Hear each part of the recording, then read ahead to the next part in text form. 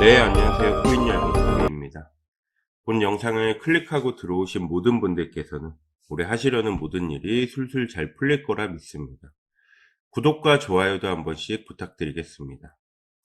오늘은 솔라나 코인에 대한 최근 호재와 악재 소식이 있어 전달해 드리겠습니다.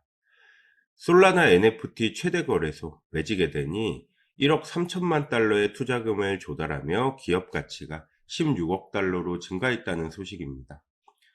매직에덴은 솔라나 NFT 전용 서비스로 지금까지 250개 이상의 프로젝트를 시작한 곳인데, 매직에덴이 시리즈 B 투자를 유치하게 되면서 일렉트로닉 캐피탈과 그레이락이 공동으로 주도하면서 기업 가치가 크게 증가한 겁니다.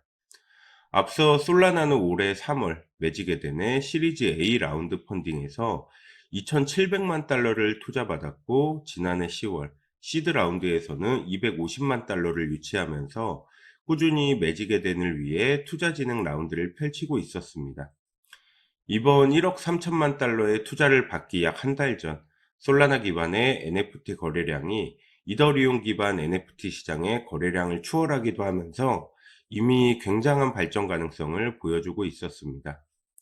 이번 1억 3천만 달러의 투자금 조달을 회사 측은 NFT 제작자와 이용자 지원을 위한 거래소 확대에 투자할 계획이라고 밝히면서 NFT 2차 시장 확대에 초점을 맞추고 있는 것으로 보이는데, 이미 한 달 전 이더리움의 거래량을 초월했을 때 솔라나는 이더리움에 비해 수수료가 낮아서 NFT 목록 추가, 입착 등 관련 작업을 저렴하게 할 수 있다는 점에 주목해야 한다는 의견이 나왔었고, 솔라나가 NFT 시장의 주도권을 가졌다라는 말이 나왔었는데, 이번 투자를 통해 한층 더 이런 의견에 무게감이 실리면서 솔라나 NFT 시장에 굉장한 호재로 작용하고 있다는 이슈 내용이었습니다.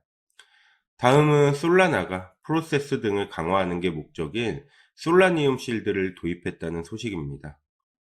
내용을 살펴보자면, 모금된 자금은 첫 번째 베스팅 기간 이후 프로젝트 팀에 전송되며 투자자의 아이디어 수익성을 보장한다.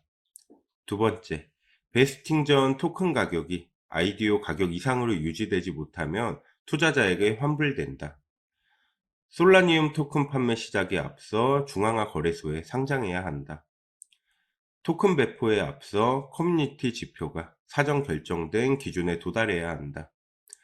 프로젝트 출시 이후 후속 마케팅 계획을 제출해야 한다 등의 구체적인 실사 기준을 세우며 투자자들로 하여금 더욱더 신뢰감을 주려 노력하는 모습인데, 이 또한 솔라나의 호재라 말씀드릴 수 있을 것 같습니다. 이번에 소개드릴 이슈는 솔라나의 악재 소식인데요. 솔라나가 솔라나 기반 대출 플랫폼인 솔랜드가 고래로 불리는 큰손 투자자 계정에 통제에 나서 논란이 되고 있는 중입니다. 개발사가 사용자 지갑에 직접 개입하는 것 자체가 탈중앙화 금융시장에서는 전례 없던 조치이기 때문에 더욱 논란이 되고 있는데요. 지난 20일 솔랜드는 개발사가 사용자의 계정에 접근할 수 있는 권한을 부여할 수 있도록 하자는 제안을 투표에 붙였고, 솔랜드 이용자 커뮤니티의 99.8%의 압도적인 찬성표를 던져 해당 제안을 통과시켰습니다. 해당 제안이 통과되면서 솔랜드는 연쇄적인 청산을 막기 위해 장외 거래를 통해 큰손 투자자인 고래들의 자산을 청산할 수 있게 되었다고 밝혔습니다. 솔랜드는 사용자가 별도의 중개업체를 거치지 않고 자금을 빌려줄 수 있도록 하는 디파이 금융 플랫폼인데, 솔랜드가 이런 조치를 취한 게 최근 솔라나 가격이 급락하면서 대규모 강제 청산 가능성이 커진 데에 따른 것으로 풀이되고 있습니다.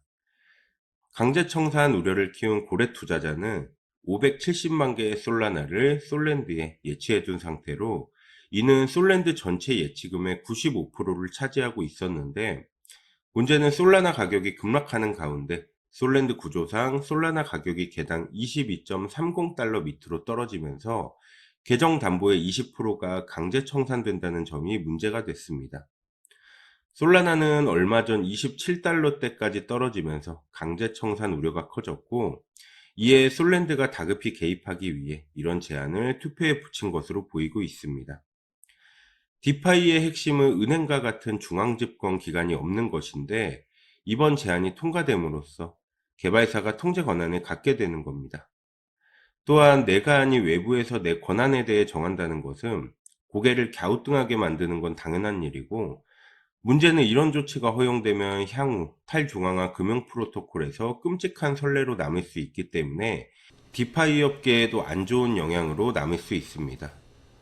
이번 솔라나가 지갑 통제 논란을 어떻게 커버해서 나아갈지 지켜봐야 할 것 같고, 계속된 과제로 떠오르고 있는 안전한 네트워크 운영 또한 해결해야 하는 과제이기 때문에 이런 논란이 모두 잠재워져야 솔라나는 다시 우뚝 설 수 있다고 생각합니다. 관련 이슈 잘 지켜보셔야 한다는 점 다시 강조드리며 이번 영상은 여기서 마무리하겠습니다. 영상이 도움이 되셨다면 구독과 좋아요 한 번씩 부탁드리겠습니다. 감사합니다.